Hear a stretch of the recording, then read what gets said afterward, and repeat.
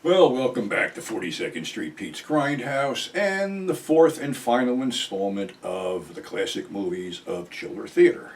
A lot of guys have been throwing different titles at me, and I'm trying to figure out whether did they run on Chiller or not. But like I said, my tenure with Chiller sort of stopped.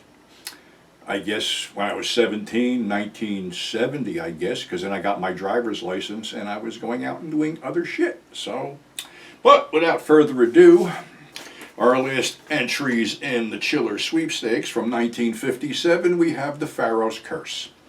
They open a tomb, they get cursed, one of the explorers turns into a mummified guy walking around in pajamas that sucks blood. I also remember a cat creature or a cat woman of some sort, and I also remember this thing was not very long, maybe 60 minutes, an hour, or something like that. So that was always playing there. Another one that was NFK was Four Skulls of Jonathan Drake, about a curse on the Drake family where the Drake brothers sort of lose their heads over things. Well, it seems like they were down in South America and stirred up some kind of native curse, which basically has this big native with his lips sewn together, cutting off their heads, taking out their skulls, and shrinking their heads, all under the supervision of major bad guy Henry Daniell, who, of course, you guys would remember if you watched the old Basil Rathbone, Nigel Bruce Sherlock Holmes films. I believe he was the villain in a lot of them.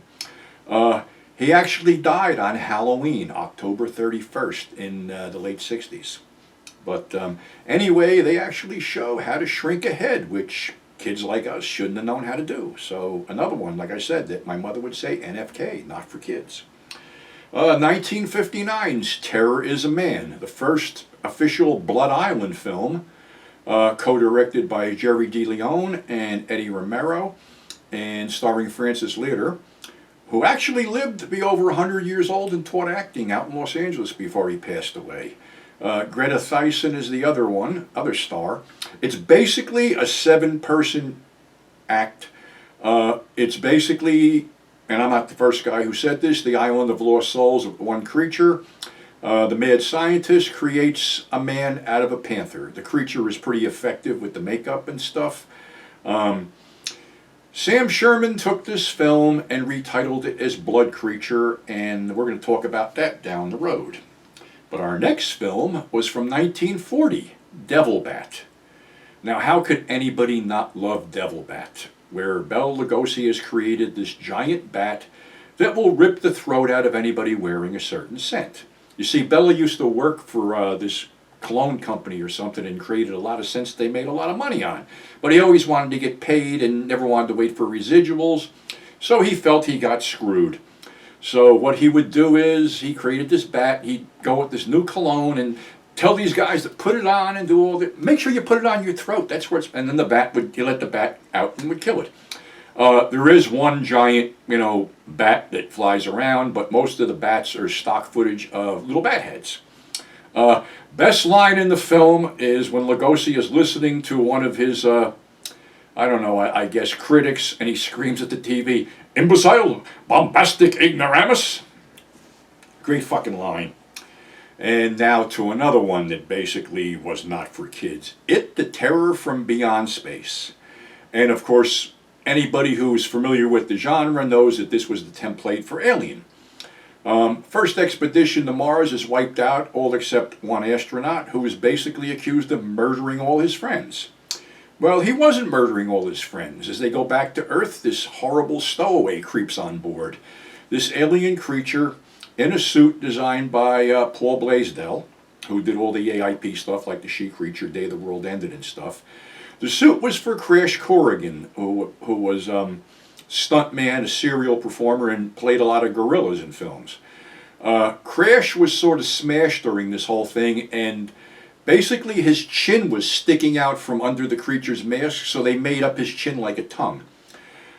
Basically, this creature sucks the fluids out of anyone it encounters. It basically starts killing the people one by one, and they disappear.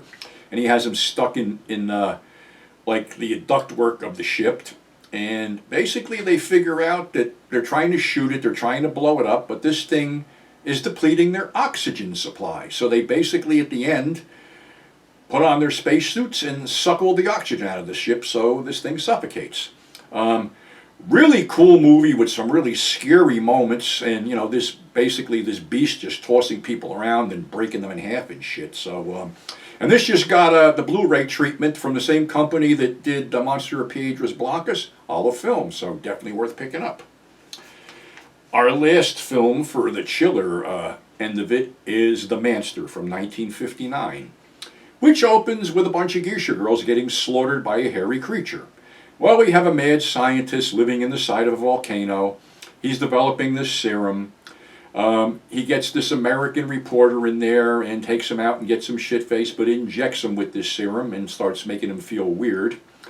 And he grows a fucking eye on his shoulder. That's one of the show-stopping scenes, this eye on his shoulder. After a bunch of brutal killings, it's basically he grows a second head on his shoulder. Alternate title for this film is The Split, because when they get up to the point where they're up on a volcano, they split into two creatures. And it's like him fighting this hairy creature that throws his girlfriend, for lack of better words, into the volcano. Really crazy film and a little more adult-oriented than most. Two other films that were thrown up during our discussions on this YouTube channel were The Cosmic Monsters, aka The Strange World of Planet X. This was another British film with Forrest Tucker. See, Forrest went over there and did The Crawling Eye, this, and The Abominable Snowman of the Himalayas with Peter Cushing. This is about some scientist who cracks a little barrier in the dimensions and allows radiation to creep in, making bugs grow big. Well, they don't really grow big, and to be honest with you, I could do this in my backyard with the same camera I'm using here and a magnifying glass for under rocks. Because that's all it is, magnified bugs. There is one hideous scene where basically one of the soldiers gets knocked down and a bug chews his face off. That's about it. The other film that was brought up is another really cool one, Monster That Challenged the World, where an earthquake lets loose these prehistoric sea slugs which suck people's fluids out. There is one gruesome scene where basically a diver is caught between this thing's pinchers and his head's crushed. A lot of cool creatures, a lot of effects. Tim Holt, I believe, is the lead. He did a lot of cowboy films. Hans Conried is in there as a scientist. And it's a really, really, really cool film with some cool monsters. So that's the end of our Chiller Theater segment. I have some other stuff coming up. Like I say, I got shit I got to do. But this was a lot of fun, a lot of memories. We were trying to kick back and see other... We remember Bill and I were kicking back and we talked about supernatural theater, which really didn't last that long. But there was other little showcases that popped up there in the late 60s, early 70s. One was either on Channel 2 or 4 at 1 o'clock in the morning called Festival of Chillers. And it had basically the classic Universal monster movies and the Inner Sanctum stuff and some mummy movies. That was good for guys like me who, if you got home early from the bar and you were still sober, you could watch these. Another one that is kind of weird, it was on Channel 5 at 1 o'clock in the morning, hosted by The Creep, a guy named Lou Steele. And they had some strange stuff on theirs, but the only thing that sticks out in my mind is when they ran the Flesh Eaters. Of course, they cut the shit out of it, but when the stomach eruption happened, they also cut the sound. In the early days at the Chiller Theater Convention, when Kevin had his store in Rutherford, I guess Lou lived there and he would stop in, and basically he was booked as a guest that I think it was like the one Chiller Theater we had at the Rothman Center or something in Teaneck.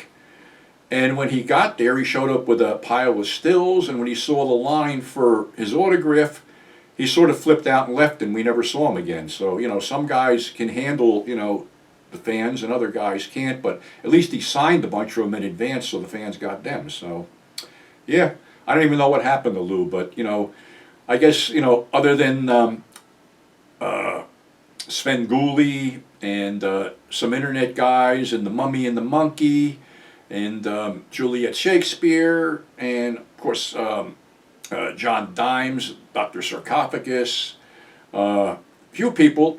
Horror hosts are still alive and well and doing their thing. They're keeping the spirit alive, which is cool because we had a lot of fun with those old shows, and they, pretty much introduced a lot of kids to the wonders of grade B horror. So that's all that we got for today. Thanks for tuning in. Thanks for subscribing. Thanks for telling your friends.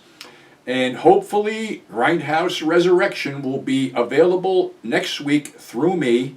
You can PM me at grindhousepurgatory@gmail.com, and I'll let you know how much it is. We're trying to keep it reasonable because everybody's tight for cash.